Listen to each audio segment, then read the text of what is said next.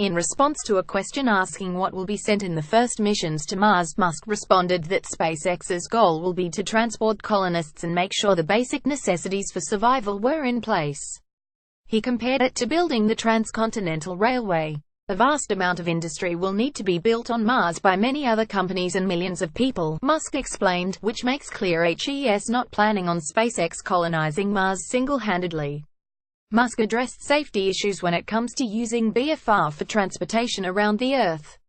SpaceX's goal is to reach or even exceed current levels of safety for passenger airlines. The focus of the Raptor engines is on reliability. They'll have a flak shield to protect them, as well as more engines than most airlines to ensure redundancy. That will be especially important for point-to-point journeys on Earth, Musk said.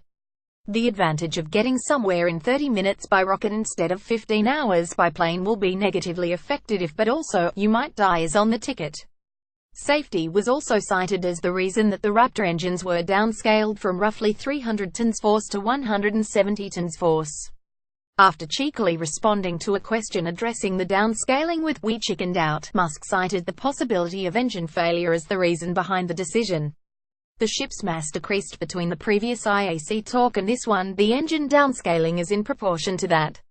In order to be able to land the BF ship with an engine failure at the worst possible moment, you have to have multiple engines. He explained the difficulty of deep throttling an engine increases in a non-linear way, so 21 is fairly easy, but a deep 51 is very hard.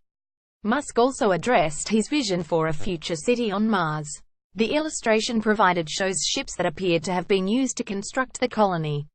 One commenter asked whether that meant the first two spaceships would remain on Mars permanently as a part of the city. Musk's answer was succinct. Would NT read too much into that illustration? Another commenter asked about landing sites for the Mars base. Were the priorities on science or safety? As was a theme throughout this AMA, safety and survival are the paramount concerns.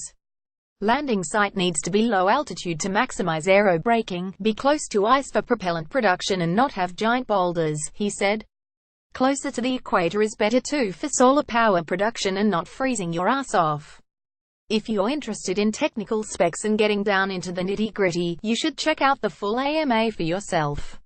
Musk answers quite a few detailed and well-thought-out questions, including a warning that the future design of the fuel tanker for the BFS will look kinda weird.